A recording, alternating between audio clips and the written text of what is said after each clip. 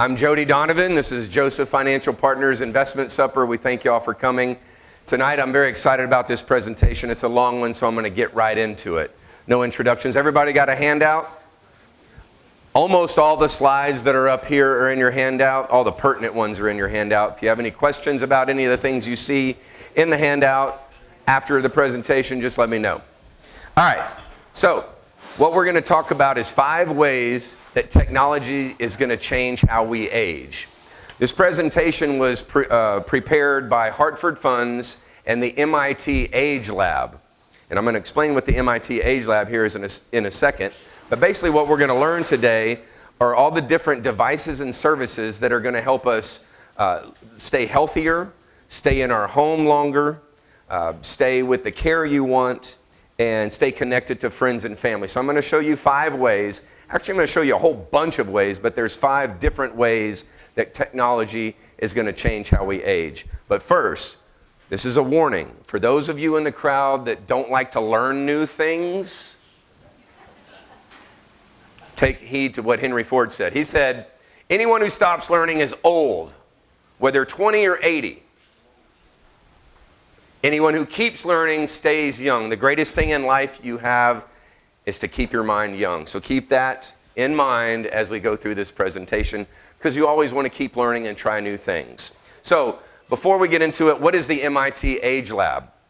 Basically, it's a multidisciplinary organization that was founded in 1999. It's basically the MIT Age Lab engineer. It's housed in the MIT Engineering Lab, as well as students from the Harvard School of Medicine and the MIT's Sloan School of Business. So all these students and professors are working on ways to help people age better.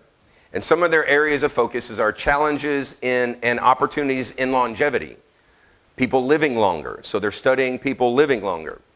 Their other focuses are consumer behavior and decision making for people that are aging, and trends in demographics, technology, and lifestyles. So that's the things that they're looking at worldwide, not just in the US. They're studying how people are aging. And this is the director. He was the creator in 1999, Dr. Joe Coughlin.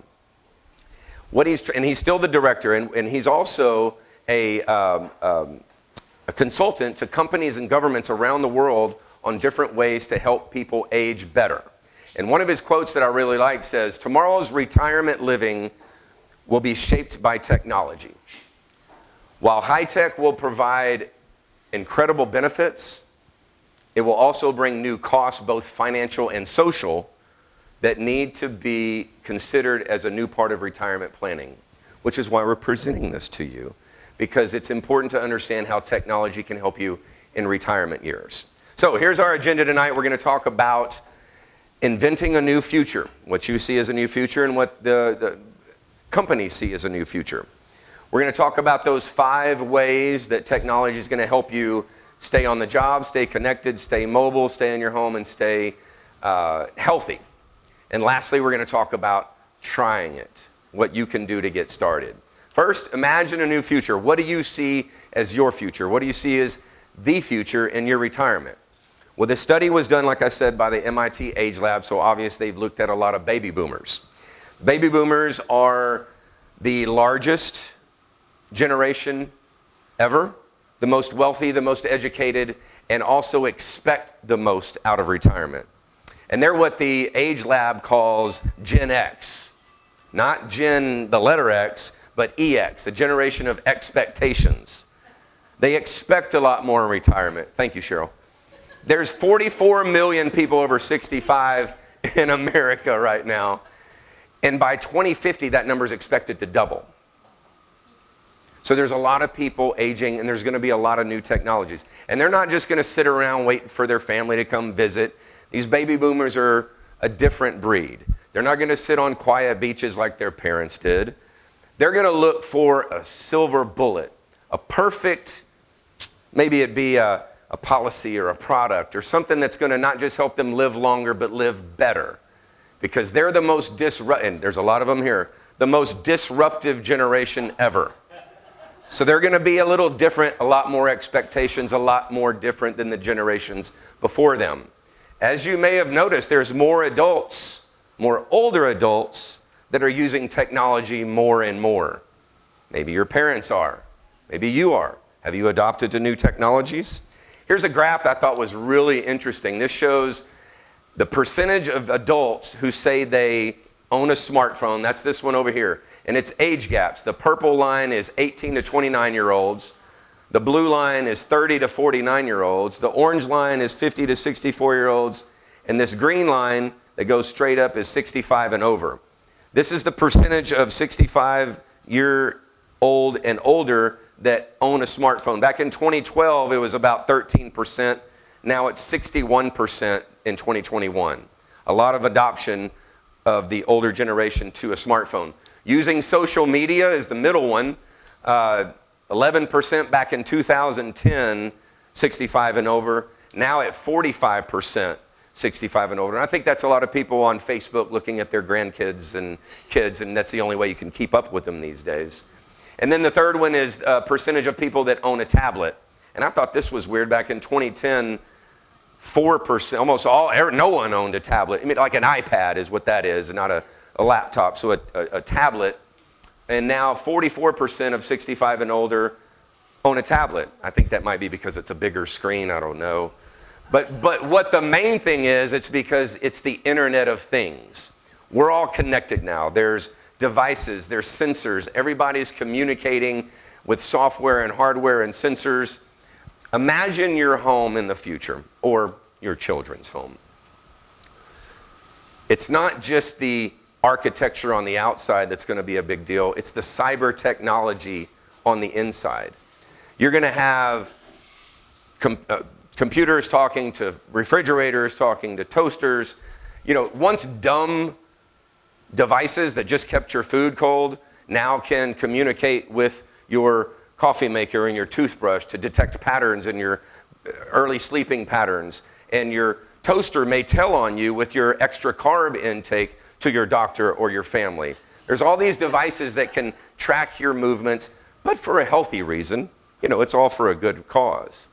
So let's look at some of the life-changing technology. And this is where we get into those 5 steps of the life-changing technologies that will help us age better. First, staying on the job.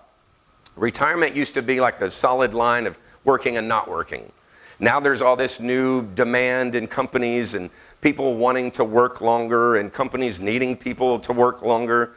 They did a survey that said 65% of baby boomers that are still working plan to continue working through retirement, or don't expect to retire at all, don't plan to retire. 88% of retirees still working says, well, I just keep working to stay active and involved.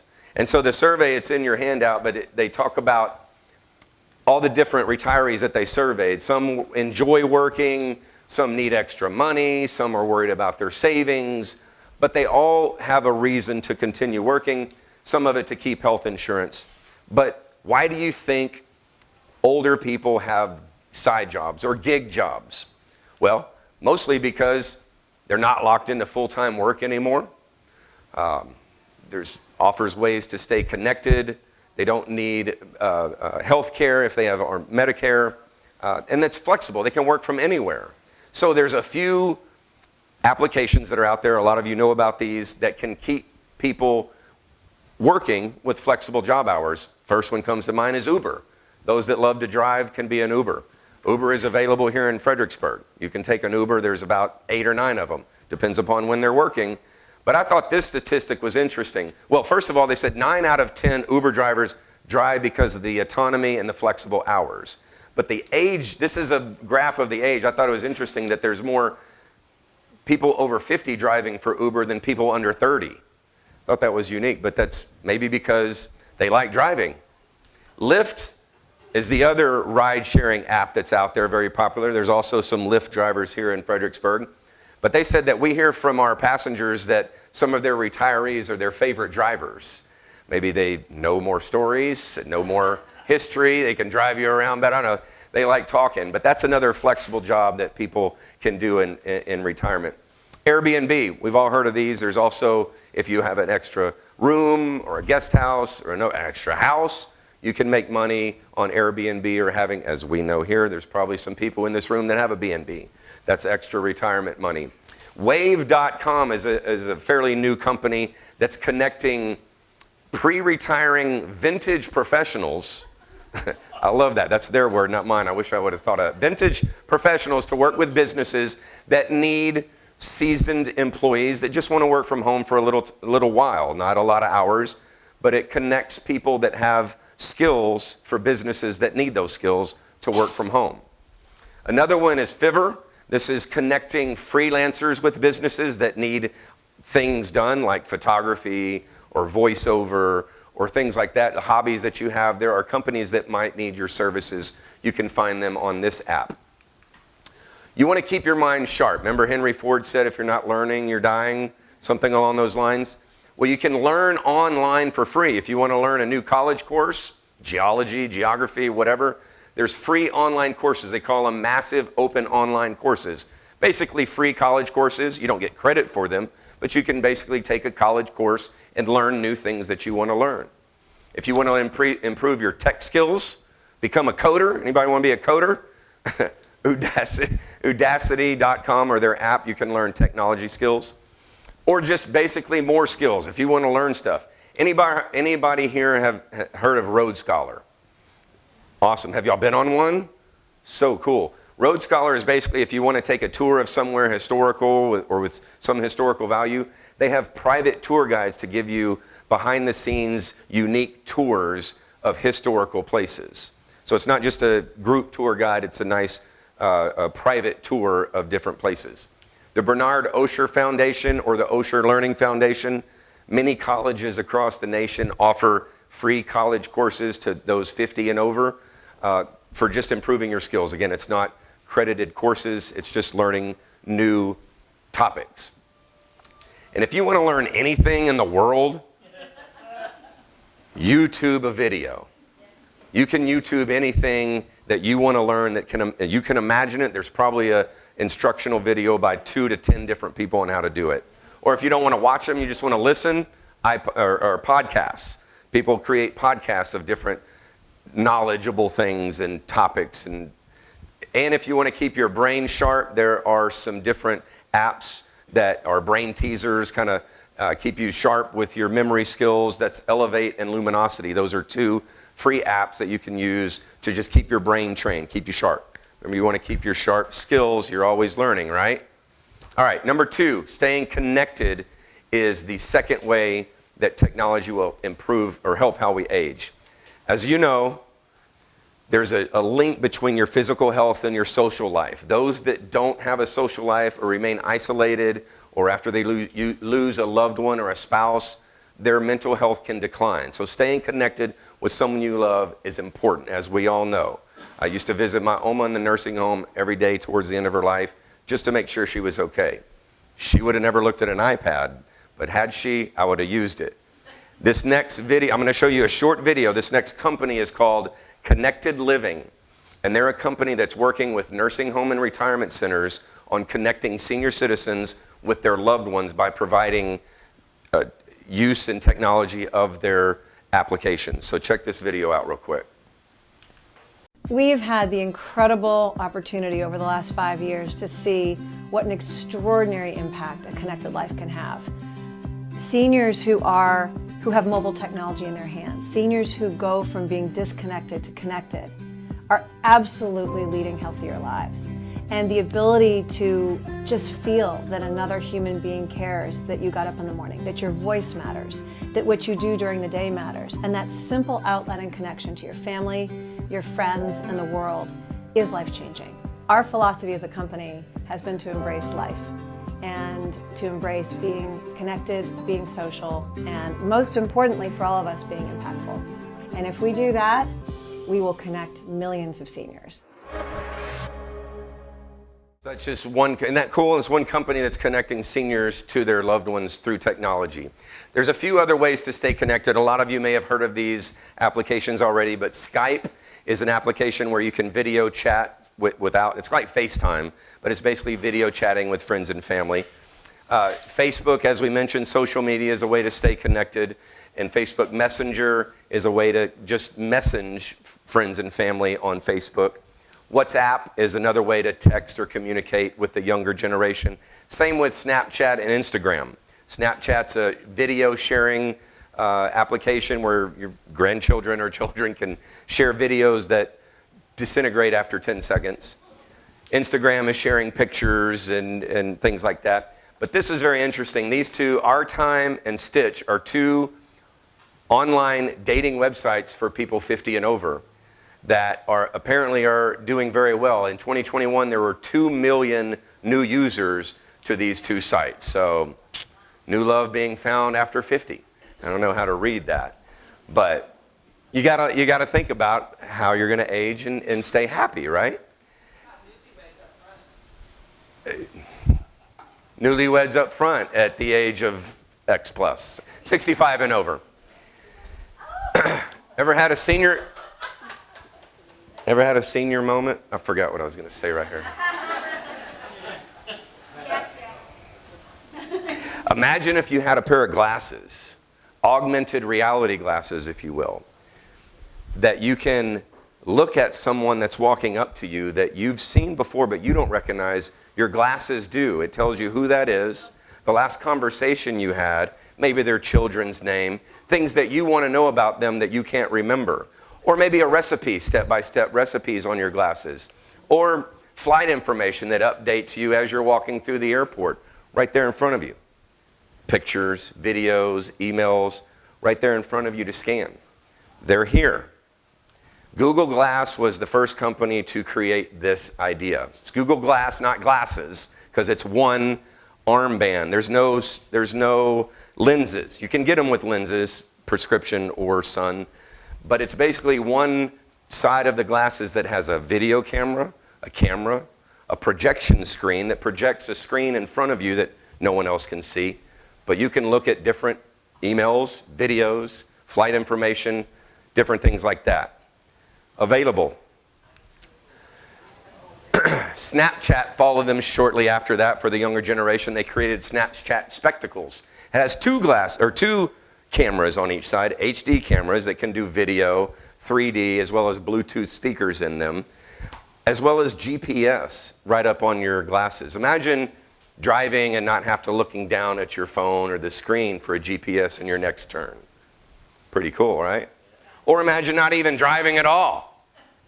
Not even needing directions because Google's Waymo autonomous electric vehicle is going to drive you around wherever you need to go. Not tomorrow, but soon.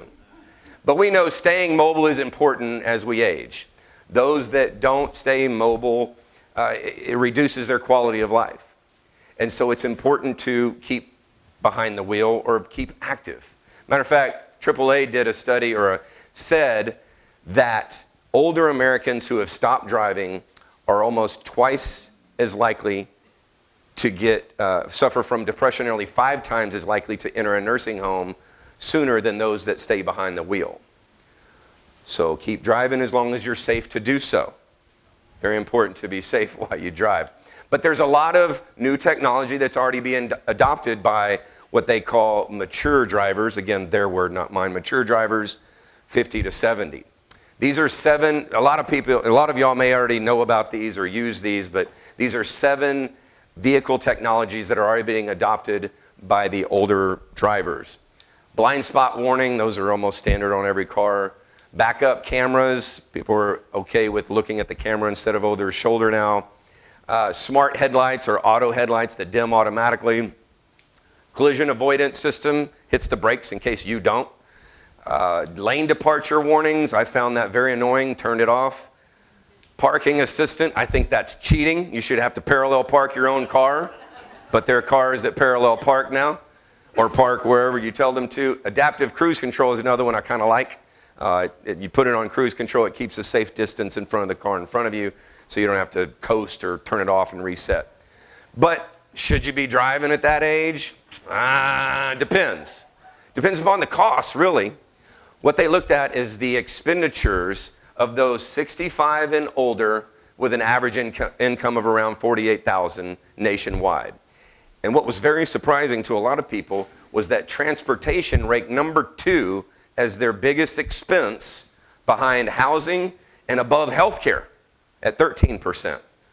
Meaning a lot of older people were spending a lot of money on driving around. So they looked a little further into it. The cost of owning a car for those that drive about 10,000 miles a year, whether it be a medium sedan or electric vehicle, and they look at things like depreciation, tires, repairs, taxes, all that good stuff. It's about a little over 10,000 for an electric vehicle or a medium sedan. Well, then they compared it to ride shares like Uber or Lyft. Comes out to about 80 cents a mile, about $8,000 a year if you Uber 10,000 miles a year. So something to think about for those that are driving and spending a lot of money. Other apps that keep you or increase your access to the world outside of your home are delivery services like groceries. H-E-B and Walmart, just so you know, do offer home delivery of groceries, depending upon how far out you live of the city limits. If you can't get delivery that way, another way is Amazon through Whole Foods. And then Instacart and Shipt are two companies that are mostly in larger cities. They're not available here, but also offer a lot of grocery deliveries. I mentioned Uber and Lyft. Curb is another ride-sharing application that's up and coming and challenging Uber. There's only a few Curb drivers in Fredericksburg, so you might not be able to get Curb. I'd go with Uber. Anybody get deliveries of meals that you prep by yourself? Blue Apron? I know, Mom, I know you do. HelloFresh, because I get hers when she goes out of town when one comes in. It's basically a box of food that's ready to prep. It comes with dry ice, the chicken, the beef, and all the little ingredients and the instructions and just what you need to prep 2 to 4 meals. And so you create chef-created meals at your door, delivered. It's a little work. If you go on vacation and one's delivered, you're like, who's going to eat that? That's where I came in with my mom's. It was great. But if you want your favorite nachos delivered from your favorite restaurant right up the street, there are Uber Eats, DoorDash, and Grubhub drivers locally. There's more Uber Eats drivers because they are Uber drivers that decide to deliver some food that night if a call comes in. There's not very many DoorDash and Grubhub drivers yet in Fredericksburg. But those are ways to get meals delivered from restaurants to your home, delivery. And then access experiences. Anybody know what these virtual reality goggles are? Anybody don't know, I guess? Virtual reality goggles are goggles that have a computer screen on the inside of them that has no buttons, no controllers. It just allows you to look around, up, down, around, behind you, and see a virtual world, whether it be digital or an actual video of places to travel. For instance, this company YouVisit created virtual university tours. You put on virtual glasses and you can walk around universities instead of going there. Then they've added cruises through Croatia and different things like that. Discovery VR through Discovery Channel offers virtual reality tours that Discovery has done. Different planets, different continents, animals, history, stories. So Discover has a virtual reality tour. But this last one, Rendeavor, this is a company that's marketing to the older generation, nursing homes, retirement centers, that come in and give those residents virtual tours together.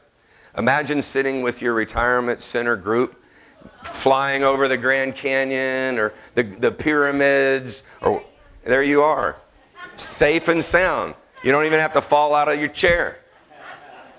You might.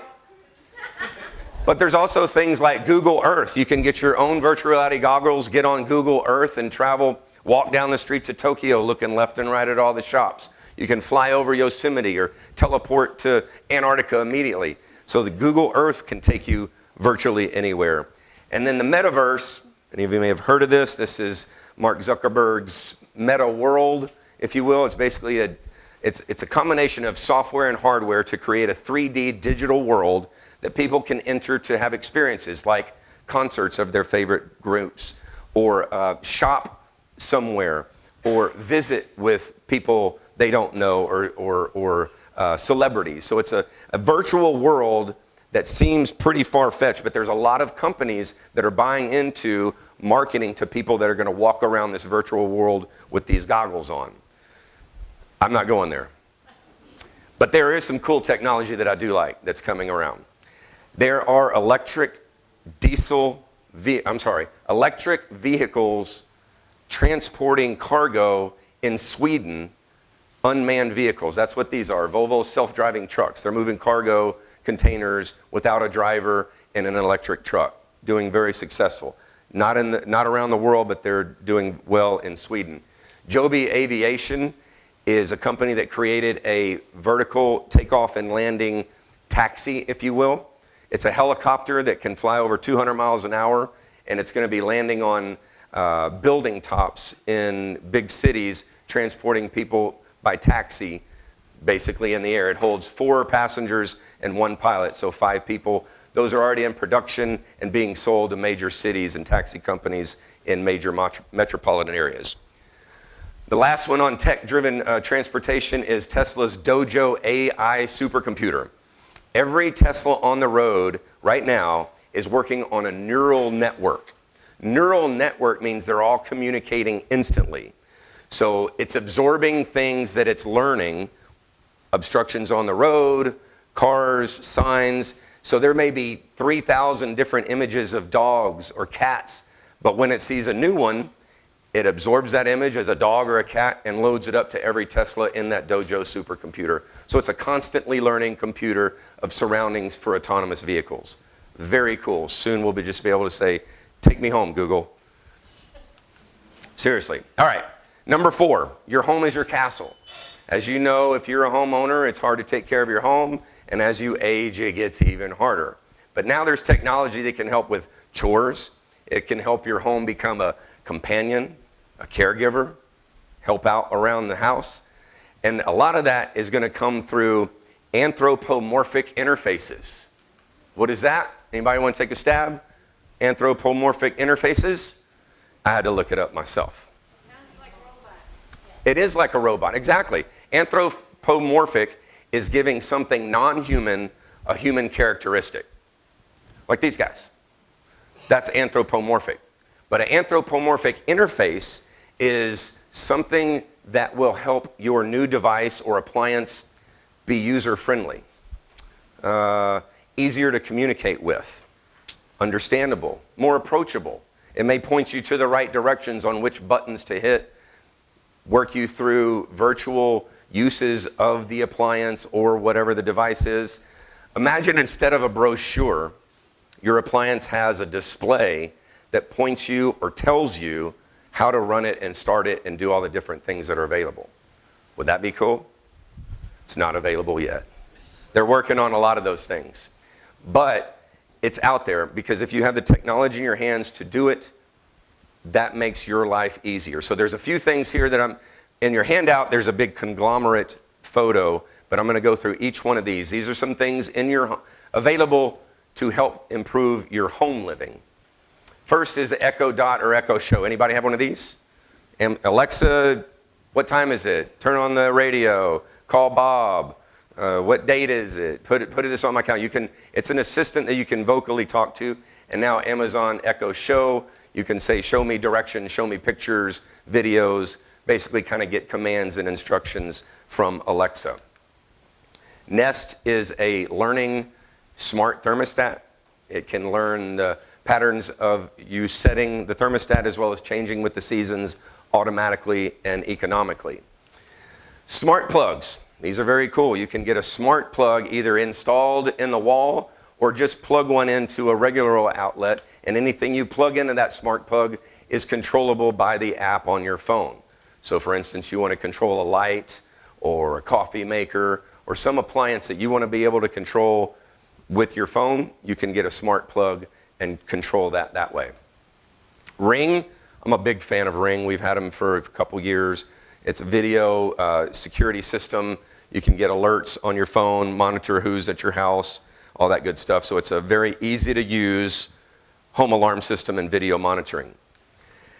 Gecko, this one's cool. This is a robot window cleaner. No more window cleaning. You stick it on the window, you control it with your phone, wash, dries, move it to the next window. Very cool. This is iRobot Brava. This is like the iRobot vacuum cleaner, but it mops floors It can detect spills, or you can control it to go, hey, clean up in quadrant Z. There's a spill over there. Ladies and gentlemen, this next one, for a limited time only, actually no, if you're talking to Santa, I would like this on my Christmas list. So anybody, just saying. Husqvarna Solar Hybrid Auto Mower, it's exactly what it sounds like. It automatically mows your yard. Solar powered, rain or shine. Control how many times you mow it while you're inside watching it go. And just so you know, it's on sale right now, $39.99, your local retailer online. So you know, it's on my list.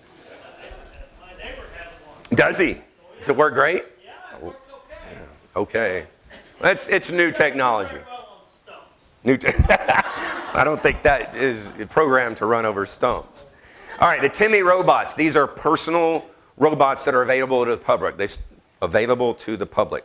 They started as basically home assistants to follow you around, you know, same like an Echo or a Amazon Show. You can communicate to it. But what they've done more recently with it is in medical practices. The doctor can telemedicine, walk up to this bedside and view the patient, or walk up to the nurses from another part of the country. There's also uses in retail where there's one of these robot. Yes, yep, getting to that. It's in the emergency room in Hill Country, by the way. These robots, telehealth. There's also uses in delivery and retail. You can go into a store and a little robot will tell you where the men's shoes are, or do they have this in a blue? So these are being used already in industries and in homes. There's a lot of smart refrigerators out there, and this is also on my list, but it's way down the list. This is one of them. This is Samsung's Family Hub refrigerator. It's not just a refrigerator, it's a family hub. Basically, there's a computer screen on there. It has a video monitoring the inside of your refrigerator. It can tell you what's in there, what's not in there. It can automatically put things on your grocery list. It can monitor your intake and opening of the refrigerator door and report that to family or physicians. But it can also basically be a whole computer. You can monitor your Ring. Video can be on the screen, a baby monitor, all your smart devices. Almost anything you want to run from that refrigerator can be run, and you can also put up pictures of your family on it digitally. All right, working around the house. A doorknob falls off, a light bulb needs changing. Who is Oma going to call? Well, if grandson's not around, there are applications to help with that. These three up in the top left corner, Angie, Handy, and Thumbtack. There are local contractors on these applications. Angie used to be Angie's List, but basically these are applications or websites where you can look for a painter, a roofer, a house cleaner. So there's all these different apps. But more locally, I like to recommend Facebook groups or just Googling someone to find a handyman. These other two, Alfred and TaskRabbit, are very big companies, but they're in mostly metropolitan areas. There's no handymen on those two apps, but they are more used than the others. They're older, bigger apps. All right, number 5. Machines that will help monitor our health is the 5th reason technology will help us live longer. And I know I see a lot of heads nodding because there's already technology that we're using. Ann just mentioned it. There's telehealth options. Amwell, Teladoc, and Doctor on Demand are public companies where you can get a doctor, a specialist on the phone or on your computer or on your tablet.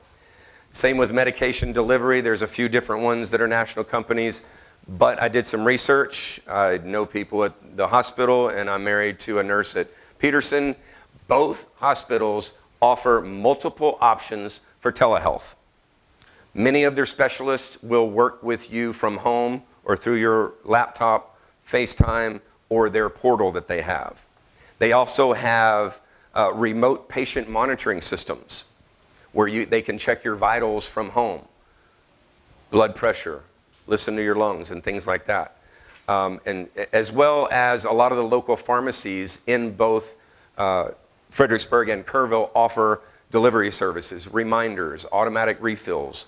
So you just need to search with wherever you get your health care what those options are for the telehealth and the medication reminders. Fitness is very important. As you age, there are wearables, Fitbit, iWatch, and there's Connect by Garmin. These are wearable devices that can monitor your health in multiple ways, and I'll talk about those a little bit more in a second. When you need care, when you have a family member that needs something, Honor is a company that connects families in need of some type of service for a senior citizen. Not just a nurse, it can be for transportation, for check-ins, for hygiene and bathing, yard work. There's ways to connect senior citizens with people that can help. Caring Bridge is basically a private social media company that's there for those that are in recovery or in the hospital to share where they are with their family members without it being social. So it's kind of like a private Facebook. So you don't want to put on Facebook your colonoscopy recovery or hysterectomy or whatever. You can have Caring Bridge as a way to communicate with your loved ones without sharing it with the rest of the world. So that's pretty cool. All right, this is my favorite part. These are all the technology devices that are coming and that are available. And in your handout, again, it's a conglomerate picture. I'm going to go through a bunch of slides with them blown up. If you have any questions on any of them, let me know, but the names of them are each one of them. So here we go. And if they have an asterisk on them, they're not available to the public. They're in production, like this guy. The Wyze Mirror. This was started in production in 2016. It's a mirror that when you get ready in the morning, it has multiple cameras that can monitor how you are doing. For instance, video cameras to look for signs of stress or fatigue. 5 different cameras to check for signs of diabetes or circulatory problems. It has a 3D scanner that tracks changes in the shape of your face. And a breath monitor to analyze noxious habits like smoking, drinking, or odors that may lead to, or chemicals that may lead to heart attack risk. So it's a mirror that observes you while you're observing yourself, but can also let you know through a score how you're doing, how it's changed, and to keep you up to date on your medical needs if needed. The Welt, this is a wellness belt. Welt, created by Samsung. It's a snazzy looking belt that can monitor your waist size, your steps, your ups and downs of sitting, and your eating habits, and report it back to your phone or, again, your doctor or family or friends. In production still. Google just got their patent approved for their smart contact lenses that can detect glucose through the tears in your eyes. That's pretty cool. This one I really like. This is glucose. Glucose. And it's a way to monitor in your eye instead of like the other one that I'm going to talk about. The Smart or Magic Carpet. This is a project being done by the students at University of Manchester. And basically there's microfibers, tiny microfibers in this carpet that can detect your walking patterns, a fall, but more importantly, it can report things to your family or physician if they can detect changes in your balance and walking patterns. So it can be in a hallway, the bathroom, by the bed, carpet that can detect the falls without having anyone to call them. This is a huge game changer in the future. All right, the rest of these are on the market, available to the public. Smarter Coffee Machine. It's a coffee machine that's Wi-Fi enabled. You can program it to do all types of things like automatically brew when it detects you wake up on your watch, or set it the night before to brew 10 cups instead of 4 because you have guests. So it's basically a programmable grinding coffee maker. The Withings Body Cardio Scale. This is basically a scale that can measure your BMI, your it can also measure hypertension and blood circulation in your feet and suggest ways to improve your cardiovascular health. This is Wiseware by Iris Affel. She is an old famous fashion guru that was told she had to wear a wearable health detector. And she said, well, I'm not wearing any of those ugly things. If I have to monitor, I want to look good wearing it. So she created a bunch of these, they basically like bracelets that are health monitoring devices. Starting out at around $380, they look nice though. This is Toto's Intelligent Toilet number 2. Literally, the second version. It's basically a toilet that can measure, keep track of your weight, your blood pressure, other vital signs. It automatically opens and closes when you're near, and when you close it, it cleans it every time. That's high-tech cleaning, helpful for your health and your home cleaning. This is the other glucose monitor. You've probably seen commercials, Dexcom 5 or G5. It's basically a sticker that people stick on for continuous glucose monitoring. No more finger pricking. It can continuously monitor their glucose and send alerts to them or their family members or doctors. Mention the iWatch. Any iWatch owners out there? Hello, yes. It does a lot of things. Blood pressure, EKGs, blood oxygen levels, fall detection. If you fall and you don't tell your phone you're okay, it's going to call 911 with your location immediately. I've done it on accident, didn't know, got a call from 911. Are you okay? We detected an alert. I'm like, oh, no, I'm fine. Really, I'm fine. So that's very helpful. It's a way to, again, help people as they age, monitor their health, fall detections. There are also sleep pattern habits, vibrantness, breathing. iWatch can help you breathe better. You know that? Didn't know that. All right, this mirror. This is not just a mirror. It's a fitness trainer. It's a yoga studio, boxing trainer. It's a fitness mirror to help you stay healthy. They're very popular, kind of like the Peloton, but just a mirror. The MetaOne, this is a handheld, basically 10 devices in one that allows you to share your vital signs with a doctor through your computer. So he can check your temperature, blood pressure, oxygen levels, listen to your heart and lungs. It's like a telehealth device for you at home that can help with the doctor monitoring. Helite Hip Air Belt, just what it sounds like. It's an airbag for your hips. It's a belt for people in jeopardy of falling. We know those. They wear this padded belt, and if it senses a fall, it can inflate those airbags in 0.8 seconds to protect those hips. Proven concept available on the market.